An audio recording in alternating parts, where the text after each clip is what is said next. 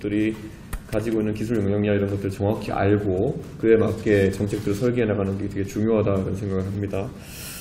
그래서 사실 하시는 영역에서 저는 충분히 많은 지능책들이 나와야 된다 이런 생각도 하고요. 예를 들어 황성희 대표님 뭐 다른 것보다 지금 우리가 있는 빌딩 자체가 로봇 프렌들리하게 이제 변한다고 얘기하지만은 제가 공교롭게 제 책에다 이 얘기를 써놨습니다. 제가 2년 전에 쓴 책에 보면은 이제 배달 로봇이나 이런 것들이 활성화되는데 제 생각엔 휴머노이드가 모든 걸 할 것 같지 않고 그런 전문 로봇들이 있을 것 같은데 엘리베이터 같은 거 어떻게 타느냐. 근데 분명히 무선통신이나 이런 것들이 개별 단위에서 조정해가지고 업체가 협상하려면은 이 성수동에만 해도 건물이 얼마나 많습니까? 근데 그런 데서야말로 정부가 어떤 기준이 되는 표준을 만들고 아까 어떤 서울시에서 하는 것처럼 신축 건물에 대해서는 하겠지만은 구축 건물에도 인센티브를 제공하고 이런 것들을 해서 적어도 통신 규격 정도는 전부 다 대한민국이 선도해야 되는 거 아니냐 좀 그런 생각을 하고 있는데 저는 사실 그런 것들이 굉장히 중요하다 보고요. 어떤 지구에서는 도로가 관리되는 방식이라든지 이런 것도 충분히 봐야 될 테고 저는 아예 신축 건물에는 엘리베이터 2대 달아야 된다 생각합니다. 사람이 타는 것과 그리고 로봇이 타는 것 이 구분이 돼야 된다는 생각하고요. 아무리 로봇이 탈 수 있으면 뭐합니까? 바쁜 시간대 못하면은. 그러니까 그런 것들도 정책의 틀에 넣고 고민하면서 그걸 선도해 나가야 된다 이런 생각을 하는 거고요. 그런 측면에서 정치권에 좀 더 적극적인 제안을 아예 했으면 좋겠습니다. 이미 그런 제안이 들어가 있죠. 그 빌딩이나 이런 부분에 대해서. 맞습니다. 예. 말씀하신 대로 지금 민간에서 각자 프로토콜, 이제 규약을 만들고 있어가지고 그리고 이게 각자 또 비즈니스 모델을 각자 또 만들고 있어서 사실 이건 좀 공적인 부분이기도 하고 규약적인 부분이 좀 필요한 거에 대해서 굉장히 공감을 하고요. 굉장히 좋은 얘기 해주신 것 같습니다. 필요한 말씀 해주신 것 같습니다. 이건 다 제가 병특으로 카메라를 많이 붙여봐가지고 카메라 표준화되기 전까지 되게 고생 많이 했습니다. 요즘 온비프 이런 걸 쓸 텐데 예전에 표준화되기 전까지는 하나씩 다 붙였습니다. 그래서 이거 어려웠기 때문에 표준화가 되게 무엇보다 중요할 것이다. 기업의 창의에 있어서. 그리고 그걸 국제적으로 선도할 수 있으면 좋겠다는 생각하고요. 저는 제가 라이더에 대해서 아무것도 모르고 전기차만 타고 다니지만은 그런 생각도 했어요. 제가 예전에 정책적으로 많이 들여다볼 때 화성시에 제가 정치하러 가니까 화성시가 전국에서 가장 돈이 많은 지자체 중에 하나일 겁니다. 그러니까 교차로마다 폴대에다가 5만 걸 다 달아놔요. 예. 횡단보도 건너는 보행자 감시 카메라에다가 거기다가 선 넘으면은 뒤로 물러나세요 얘기해주고 과속 카메라 달고 뭐 경찰서랑 지자체랑 여기서 한 4-5가지 주방 정도 달아놓거든요.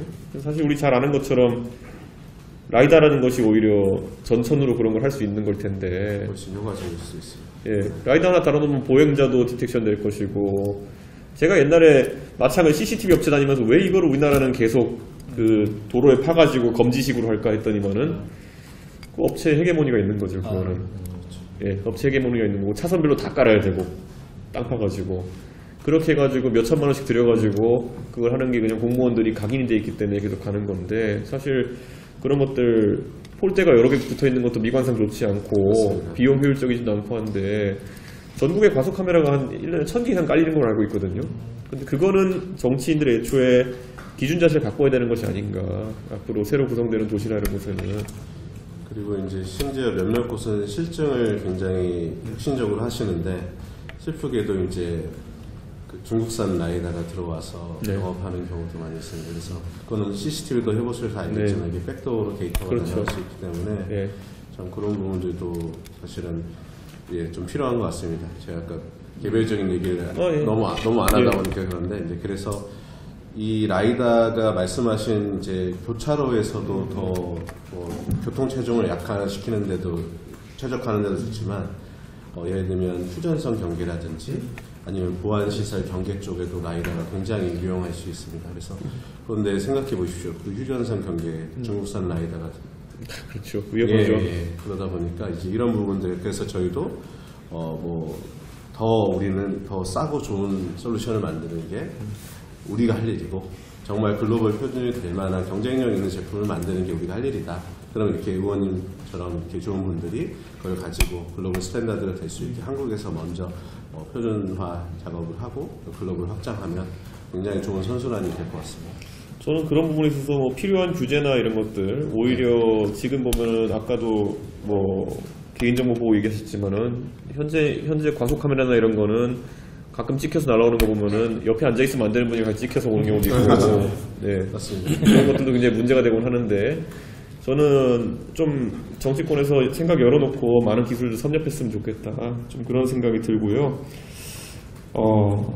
저희 방에도 광주 강의원 출신 비서관이 있는데 예. 지역에 또 인재들이 의기투합해 창업하고 이런 것들이 네. 굉장히 보기 좋고 저희도 그런 부분에 있어서는 특별한 지원을 해야 된다는 생각하고 있습니다. 그리고 뭐 기후테크 관련해서는 뭐 중요성을 누구도 인식하고 있고 다만 역시 관건은 데이터가 얼마나 오픈되어 있고 얼마나 합리적인 가격에 그런 데이터를 획득할 수 있느냐가 중요할 텐데 그래서 제가 지난번에 LG AI 연구소 가서도 결국은 우리가 특허 같은 경우에도 표준 특허나 이런 것들 다룰 때 공정 이용할 수 있도록 하는 게 굉장히 중요하다는 얘기를 하잖아요. 저는 그래서 적어도 데이터에 관해서는 그것이 공공이나 아니면 기업에서 생산된 데이터들이 단순히 데이터 거래소에만 이렇게 풀어주고 이렇게 하는 문제가 아니라 공정 이용 단가를 책정하는 것에 대해 가지고 좀 고민해야 될 필요성이 있다. 저는 그런 생각을 합니다. 사실 전략망 데이터나 이런 것들 같은 경우에는 충분히 공공성이 있는 것이고 안전 같은 건 공기업적 성격이 있기 때문에 저는 그런 공정 이용 데이터의 대상에 해당될 것이다. 저는 그런 생각하고 있습니다. 제가 LG AI 연구소 가지고 한번 그 얘기를 해본 적이 있어요. 대한민국의 병원의 암 진료나 이런 것들의 데이터 수집력이 굉장히 좋은 편인데 이거를 지금 만약 AI 관련해서 암 진단하는 어플리케이션을 AI가 LG에서 만들고 있는데 사진을 장당 얼마에 살 의향이 있느냐 10,000원 그랬더니 10,000원이면 사죠 이렇게 얘기하더라고요. 10만원 그랬더니 10만원은 좀 어렵습니다 이렇게 얘기하는데요. 저는 오히려 그런 것들이 지금 기업이 개별적으로 협상하는 그런 공간 속에서는 기업이 뭔가 데이터를 찾아내기 어려울 것이고 공정 이용의 단가가 책정된다고 한다면은 저는 오히려 연구하는 데 있어가지고 큰 도움이 될 것이다. 그래서 그런 부분에 대한 걸 만들어야 되고 저는 데이터를 제공하는 사람도 거기에서 공정 이용 단가가 정해지면은 오히려 받을 수 있는 부분이 있다. 예를 들어 지금은 어떤 병원에 가가지고 별다른 선택 없이 내가 내 의료 자료를 제공해야 되지만은 만약에 의료 자료 제공에 동의하시면은 나중에 10,000원 드립니다. 예, 사실 대한민국만큼 캐시 슬라이드형 앱을 많이 까는 나라가 없거든요. 전부 다 핸드폰에 만보기 깔아놓고 돌아다니는 나라인데 병원 갈 때마다 5,000원 벌 수 있는 기회가 있다 그러면은 좀 그런 데이터 같은 것이 좀 더 활성화될 수 있고 기업에서도 그런 거를 꼭 굳이 내가 이게 활용 가능한 데이터냐 아니냐를 따지지 않고도 그런 3자 동의를 받을 수 있으니까 저는 그런 부분은 활성화됐으면 좋겠다라는 생각을 합니다. 그래서 기후테크는 특히 너무 다양한 데이터를 수집해야 되기 때문에 그걸 개별 기업이 협상한다든지 아니면 데이터를 찾아다닌다는 거는 거의 불가능할 것 같아요. 실제로 불가능하고요. 네. 실제로 하드웨어를 설치하려다 보면 네. 사실 지금 구조상 초기 인프라 비용이 높다 보니까 그렇죠. ROI가 나오지가 않는 사업이다 보니까 굉장히 좀 쉽지 않아요. 저는 뭐 그런 부분에 대해서 당연히 공공 데이터뿐만 아니라 공정 이용 데이터라는 개념을 추가해야 된다. 공공 데이터는 무료로 오픈되는 그런 공공 데이터지만 공정 이용 데이터는 민간 또는 일부 민간이 포함된 데이터라 하더라도 합리적인 단가를 책정할 수 있도록 이렇게 하는 것이 중요하다고 생각하고요. 비대면 진료 같은 경우에는 뭐 저도 이거 건드렸다가 욕 많이 먹었습니다. 네, 제가 이제 보통 이제 저희가 의대 증원 문제에 대해 가지고 반대 의견을 냈다 보니까 니네 의사 편이야 이렇게 오해받으면서 한편으로는 또 제가 어디 가서 이제 건강보험에는 건강보험료를 아껴 쓰기 위해 가지고 진료 효과가 확실한 진료에 대해서만 건강보험료를 지급하자라고 했다가 어떤 직역에서 굉장히 반대를 했어요. 왜 그런지 모르겠지만은. 근데 어쨌든 그런 일도 있었고 미국 가면 이미 일반 의약품에 대해 가지고 대부분 약 자판기가 이제 호텔 로비에서도 활용되고 있는 상황이기 때문에 저 나름대로는 타협안이라 생각하고 우리도 일반 의약품에 대해서는 지금 편의점에서 상비약하는 것보다 좀 더 넓은 범위에서 자판기를 쓰도록 하자. 대신 약국 앞에만 설치할 수 있게 하자.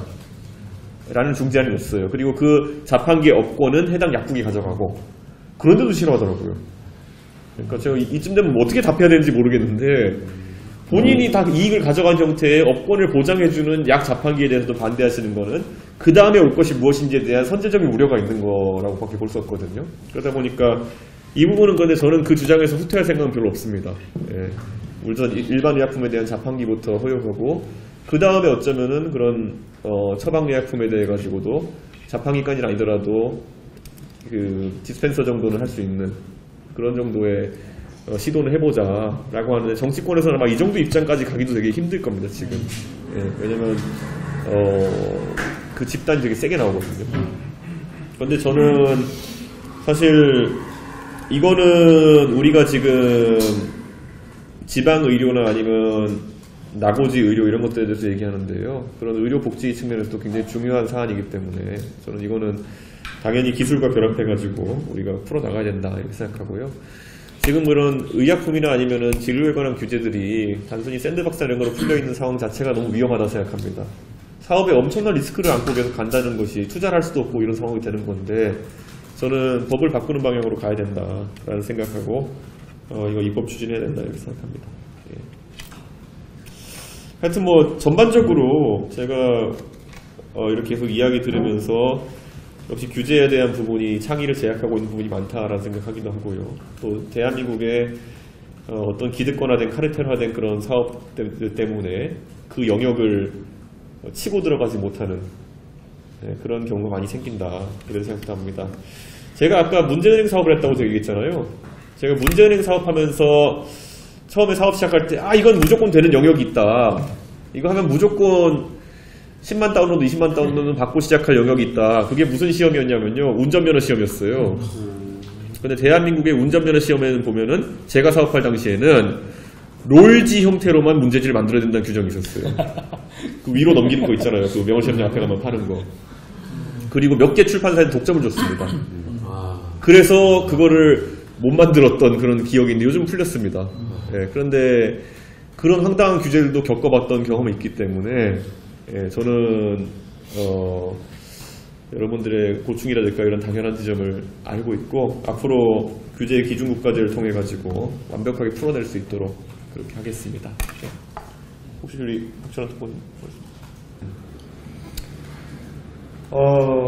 저는 그리고요, 큰 틀에서는 기업가들이 돈을 버는 것 외에는 다른 것에 신경 쓰지 않도록 하겠다가 제 기조입니다. 왜냐면 자꾸 이제 우리나라에서는 기업에 다른 사회적 책무를 부여하려고 하고 그러는데 사실 법인세 많이 내는 것보다 큰 기업은 어디 있겠습니까? 다들 그리고 법인세 많이 내는 기업을 만들기를 원하고 있을 것이고요. 그래서 저는 우리나라의 그런 법인세 이외에 다른 사회적 부담이나 이런 사회적 부담이 없게 하겠다 그런 생각이고, 제가 되게 국회의원 되면서 놀라웠던 게 뭐냐면요, 쿠팡 같은 경우 보면 쿠팡 김범석 대표, 저도 예전에 쿠폰 팔던 시절부터 알지만은 쿠팡이 여러 가지 잘한 것들이 있겠죠. 근데 제가 봤을 때 쿠팡의 사업 성공 모델 중에 가장 으뜸은 미국 기업이 되긴 한 것이 아닐까 라는 생각을 할 때가 있습니다. 굉장히 안타까운 자조적인 이야기인데요, 제가 국회의원이 되고 나니까 한국에 있는 미국 상공회의소 암참에서 저를 찾아와가지고 자신들이 대한민국에서 관리한다 표현할까요? 자신들이 심각하게 이제 지원하려고 하는 기업들을 설명하는데 그중에 쿠팡이 있었습니다. 네, 쿠팡에 대한 불합리한 규제가 들어가지 않도록 의원님께 살펴주십시오, 이런 것들을 미국의 주한미기 상공회의소에서 이렇게 다룬다는 것 자체가 굉장히 특이하게 느껴졌습니다. 마찬가지로 어쩌면은 김봉진 대표 제가 알긴 하지만은 우한 형제들이 왜 그 잘나가던 시기에 회사를 팔 생각을 했을까를 생각해 보자면은, 여기에 대해 구체적으로 대화 나눠보진 않았지만은 만약에 조금만 한 발짝 더 나갔으면은 정치인들이 달려들었을 거라는 생각을 했겠죠. 네. 플랫폼 사업을 하다 보니까 소상공인들과 많이 교류하게 되고, 배달의 민족이 뭐 좋은 일도 많이 하지만은 결국에는 수수료에 대한 직접적인 개입이라든지 이런 것들이 있을 걸 예상했기 때문에 그 회사가 잘 나가고 더 성장해야 될 시기에 팔고 나갔던 그런 기억이 있는 거겠죠. 저는 이게 시사하는 바가 크다, 저는 그런 생각하고 있습니다. 그래서 저는 우리나라에서 유니콘 기업 그런데 정작 유니콘 기업이 되는 순간 또는 되기 직전에 떠나야 되는 그 현실을 개선하는 게 중요하고, 저는 앞으로 세금, 매출에 따른 세금액이 자동 부과되는 것 외에는 어떤 사회적 부담도 없게 하겠다, 예, 그런 의지를 좀 천명하겠습니다. 예.